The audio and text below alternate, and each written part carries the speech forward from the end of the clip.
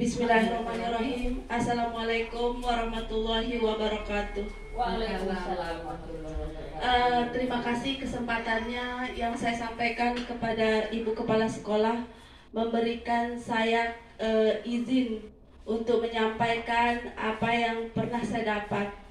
Selawat serta salam kita haturkan kepada junjungan Nabi besar kita Muhammad Sallallahu Alaihi Wasallam.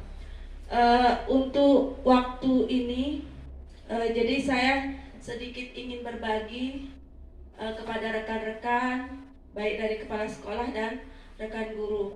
Ini terkait dengan bimbingan yang saya jalani sekarang, yaitu pendidikan guru penggerak, calon guru penggerak angkatan 9, yaitu dengan di modul 1.4 aksi nyata budaya positif. Ini calon guru penggerak angkatan 9 tahun 2023 dengan saya Sri Murni.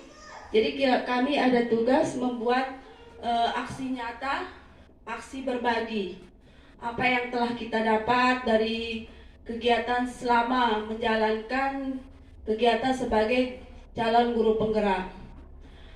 Sebelumnya mungkin ibu-ibu sudah tahu atau pernah mendengar apa sih budaya positif. Budaya positif itu seperti apa? Kira-kira? Budaya positif, misalnya kegiatan berkelanjutan seperti Nongkolan? seperti apa namanya, tarian, Nanti akan kita kegiatan lebih ekstrakurikulernya. akan lebih dijelaskan lagi. Untuk kegiatan ini tujuan pembelajaran kami sebagai guru penggerak, yaitu dapat menyampaikan pembelajaran dari penerapan konsep inti dari modul budaya positif serta pemahaman mengenai konsep-konsep inti dalam modul budaya positif, mengimplementasikan pemahaman terkait budaya positif yang dapat membantu murid belajar dengan aman dan nyaman sesuai filosofi Ki Hajar Dewantara. Dan yang ketiga itu membagikan pemahaman dan pengalaman kepada guru-guru sekitar. Seperti sekarang ini, apa yang sudah didapatkan oleh saya sebagai calon guru penggerak, mencoba berbagi supaya ini tujuannya untuk kedepannya sekolah kita mungkin bisa diterapkan untuk perubahan yang lebih baik lagi dalam pembelajaran. Untuk hal-hal yang akan saya bahas di sini, yang pertama disiplin positif dan nilai-nilai kebajikan universal. Yang kedua teori motivasi, hukuman dan penghargaan. Yang ketiga keyakinan kelas. Yang keempat kebutuhan dasar manusia dan dunia berkualitas. Yang kelima restitusi 5 posisi kontrol. Dan yang keenam restitusi segitiga restitusi. Untuk yang pertama mungkin yang tadi saya bahas di awal, disiplin positif dan nilai-nilai kebajikan universal. Kira-kira sebelumnya apa kira-kira disiplin positif yang seperti apa yang ibu guru selama ini kita tahu begitu? Apa yang kita pernah lakukan di sekolah? Berbaris Tepat waktu misalnya kita Hadir tepat waktu, anak-anak tetap masih sesuai dengan pandangan Ki Hajar Dewantara, kita ini selaku pendidik itu diibaratkan sebagai petani yang menggarap sawah, di mana peserta didiknya adalah benihnya. Bagaimana di sana peran seorang petani atau pendidik itu membuat tanaman itu supaya bagus sesuai seperti padi. Kita tidak mungkin merawatnya seperti merawat jagung. Bagaimana padi itu dasarnya adalah padi, jadi akan tumbuhnya adalah padi, bukan jagung. Jadi itulah ibarat yang dianukan oleh filosofi Ki Hajar Dewantara, bahwa kita itu sebagai pendidik adalah menuntun, bukan menuntut peserta didik dalam belajar.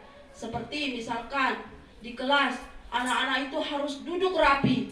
Memang pendisiplinan di situ. Tapi kadang-kadang kita tidak memberikan kebebasan atau istilahnya kepada anak itu kita seperti menuntut, bukan menuntunnya. Jadi harus tertib, tidak boleh bergerak, dia harus duduk seperti patung, seperti itu yang kita biasa lakukan di dalam kelas. Itu pun yang sering sebelum saya mendapatkan pembelajaran ini, anak-anak harus duduk rapi, tidak boleh bergerak sedikit pun, mengikuti apa yang dilakukan oleh gurunya, apa yang diperintahkan oleh guru.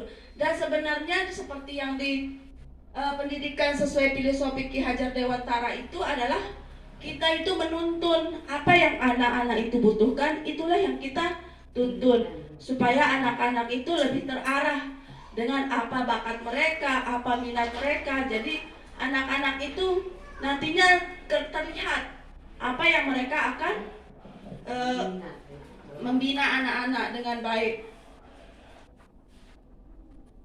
Itu yang di filosofi pendidikan menurut Ki Hajar Dewantara. Sama dengan yang tadi, yang pertama yang akan kita adalah disiplin positif. Kadang-kadang disiplin positif itu yang seperti apa yang kita ketahui itu mungkin anak-anak yang tadi harus duduk diam seperti patung. Kita tidak boleh memberikannya. Kita harus pasti menghukumnya kan? Menghukumnya, kalau kamu tidak duduk rapi nanti guru suruh keluar. Sebenarnya hukuman itu menurut ibu-ibu bagus apa tidak? Kurang bagus. Kalau kita lihat dari teori tidak bagus, tapi kalau kita biarkan akan diajarkan di sekolah Ya, semaunya ya. disiplin.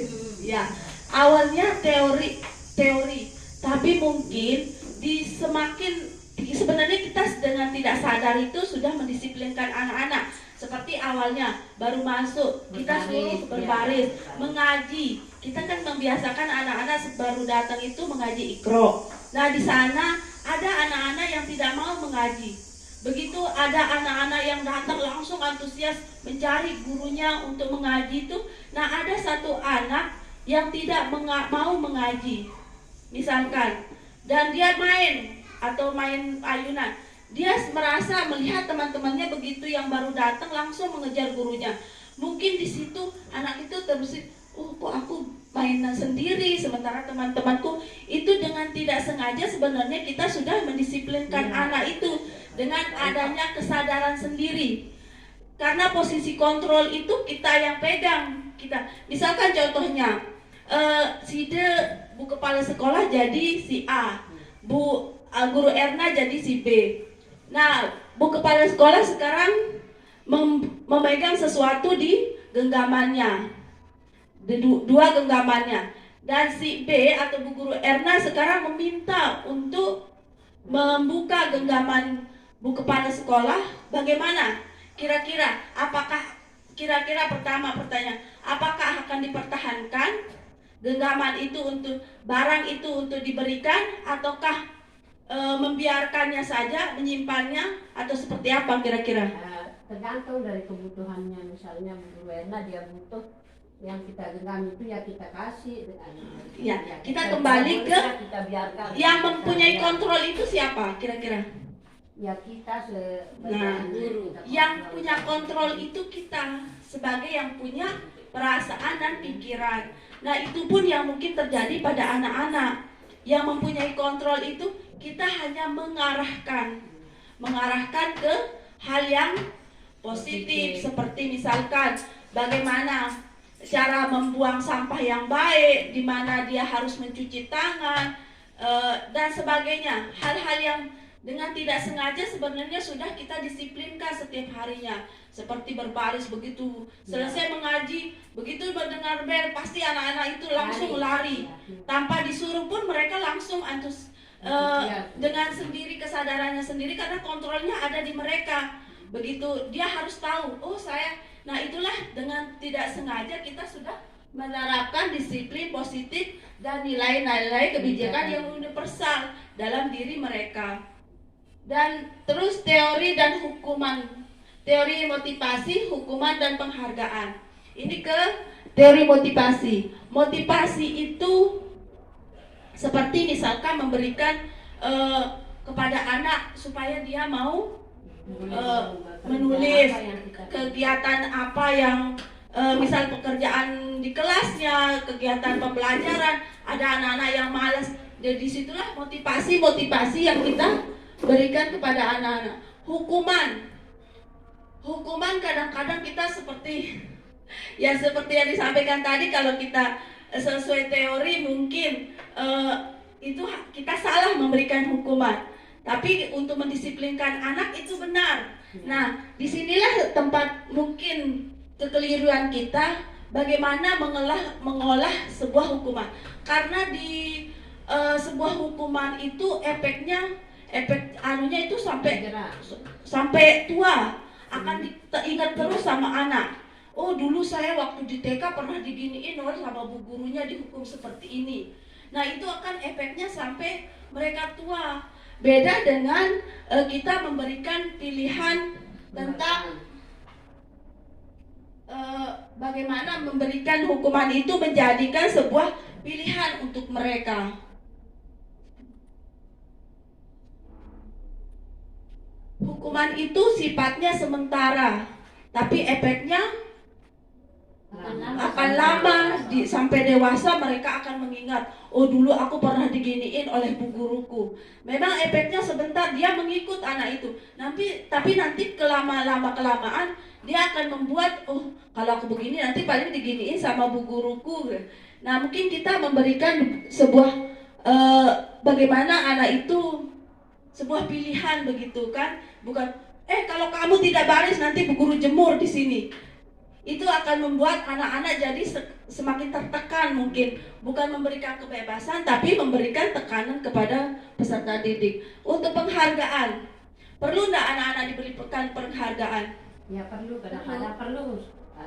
Tiap semester Setiap kan kali sudah penghargaan misalnya, Ya. mendorong anak itu bersemangat dalam Ya. Penghargaan yang berbentuk sebuah motivasi, tapi bukan penghargaan yang istilahnya sebuah nilai yang besar. Nanti anak itu jadinya kalau selalu dikasih penghargaan pasti akan malas juga kan. Oh, kalau aku tidak mengerjakan ini paling dapatnya begini. Wah, malas ah. Nah, jadi penghargaan juga sama seperti hukuman atau penghargaan itu tergantung dari situasi kondisi yang akan kita laksanakan di saat itu. Apakah memberikan hukuman atau penghargaan.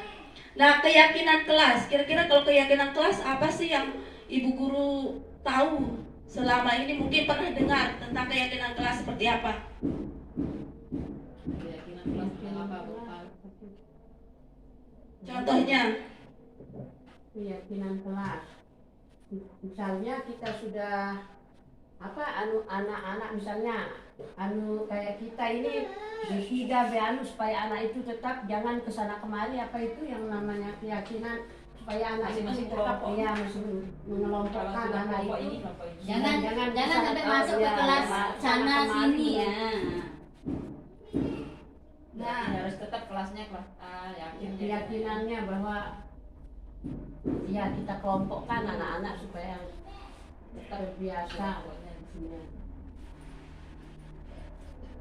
sebentar. Jadi keyakinan kelas itu seperti sebuah kesepakatan di dalam kelas maksudnya. Misalkan contohnya keyakinan kelas itu bahwa kalau bermain ayunan itu harus dengan kita duduk. Kadang-kadang kan anak-anak berdiri, mereka ada yang jatuh, seperti membuang sampah. Itu hal-hal yang kita harus ajarkan di anak. Keyakinan kamu tidak boleh buang sampah sembarangan. Tapi kalau keyakinan kelas itu nanti kita buang sampah pada tempat bahasanya yang kita bedakan, bukan melarang tapi memberikan. Disitulah perbedaan keyakinan kelas dengan sebuah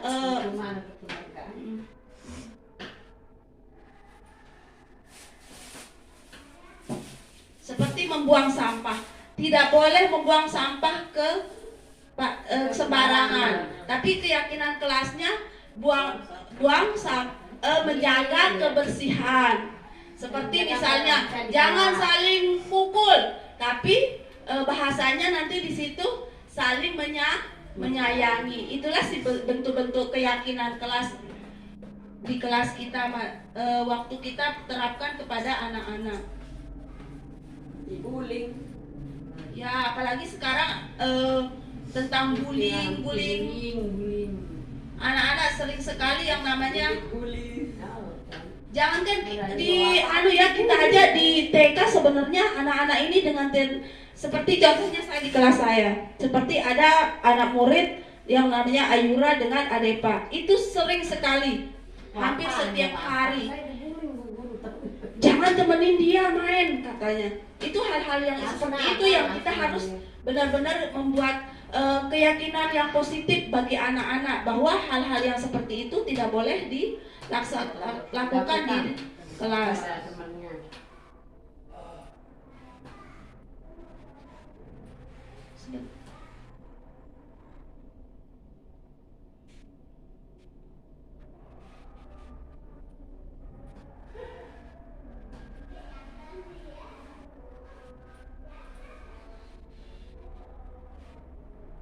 Sama seperti keyakinan kelas, anak-anak itu kamu harus selesaikan pekerjaanmu. Tapi mungkin bahasa kita beda lagi ya untuk keyakinan kelasan.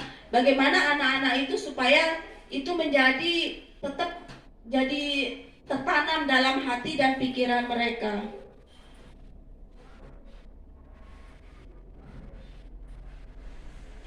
Memang susah-susah gampang, apalagi kita di taman kanak-kanak. Apa yang kita ajarkan kadang-kadang anak-anak ini susah sekali untuk cepat menerima apa yang kita ajarkan. Tapi inilah yang namanya kita sebagai seorang pendidik adalah menuntun, bukan menuntut. 5 posisi kontrol. Nah, 5 posisi kontrol ini yang pertama adalah kontrol dari guru, murid. 5 posisi kontrol.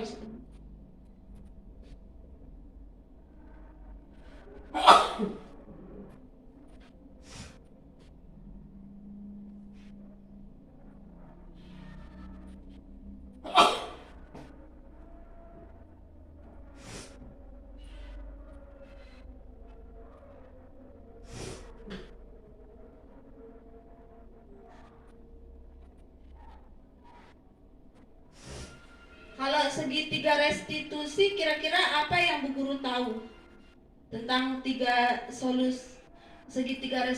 restitusi?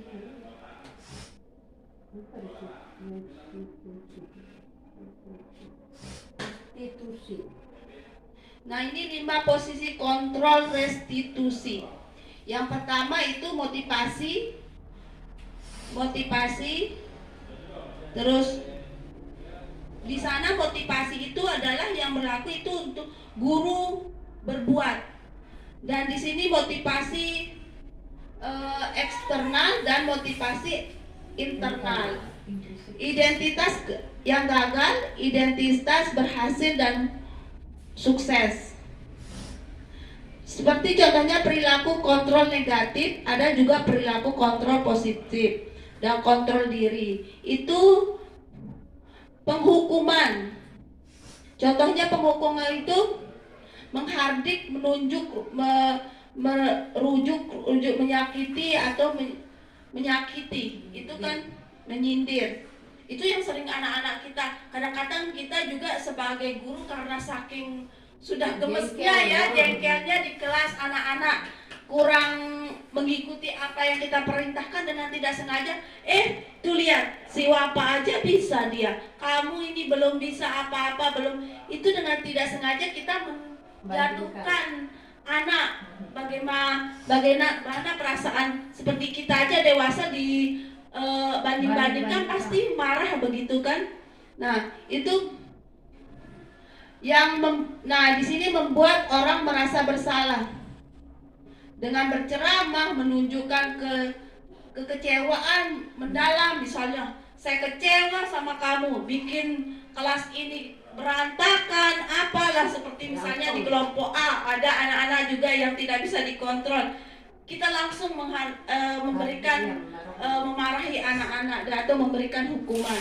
Contoh yang perilaku kontrol positif itu seperti teman atau pemantau. Misalnya membuatkan alasan-alasan untuk murid-muridnya mungkin. Misalnya seperti, bagaimana sih seorang teman itu bagusnya kepada temannya yang lain, begitu kan? Hal-hal ini mungkin terlihat sepele, tapi sebenarnya penting untuk masa depan anak-anak kita. Itulah contoh 5 posisi kontrol restitusi. Kalau yang tadi yang saya terkait dengan segitiga restitusi.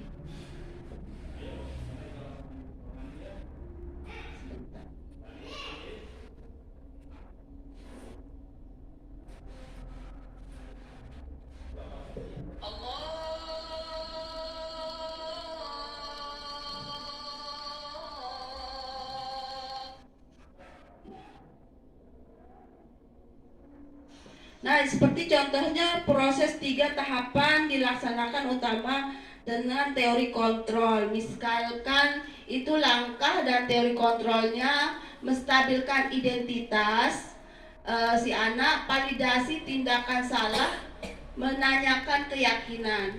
Dan teori kontrolnya itu kita semua akan melakukan hal-hal terbaik yang kita bisa lakukan. Terus kalau validasi tindakan salah itu semua perilaku memiliki alasan. Dan menanyakan keyakinan, kita semua memiliki motivasi. Ya misalnya langkah pertama itu menstabilkan identitas. Contohnya menstabilkan identitas itu misalkan bahwa peserta didik itu belajarnya di kelas, bukan di luar kelas, tapi mainnya adalah di luar kelas dan belajarnya di dalam kelas. Itu seperti itu. Nah, itulah contoh dari segitiga restitusi. Meskipun hanya sekedar kita guru taman kanak-kanak, tapi inilah awal kita mengukir sebuah lembaran yang akan nantinya menjadi sebuah karya yang sangat bernilai harganya ke depannya. Nah, mungkin itu saja untuk hari ini yang bisa saya sampaikan. Kurang lebihnya mohon maaf sekali, karena saya dengan kondisi yang seperti ini, mohon maaf kepada Bu Kepala Sekolah dan teman-teman, saya belum bisa maksimal untuk menyampaikan presentasi saya. Insya Allah kedepannya akan lebih baik lagi. Saya coba lagi untuk lebih belajar lagi, karena saya masih banyak kekurangan. Jujur, yang saya apresiasi di sekolah ini adalah Bu Guru Erna, karena sebenarnya yang tepat sekali untuk semua ini adalah Bu Guru Erna, karena saya banyak belajar dari Bu Guru Erna. Ya, untuk di posisi guru yang dengan pengelola kelasnya yang sudah luar biasa sekali. Saya masih banyak belajar dari ibu-ibu yang sudah senior. Saya masih seperti sekarang presentasi ini saja saya masih banyak kekurangan. Mohon maaf jika informasi yang saya sampaikan ternyata salah. Mohon maaf, nanti kita sama-sama perbaiki ke depannya. Tujuan kita satu, hanya untuk memajukan sekolah kita, memajukan pendidikan untuk anak-anak bangsa. Demikian untuk hari ini. Terima kasih atas kehadirannya dan waktunya. Assalamualaikum warahmatullahi wabarakatuh.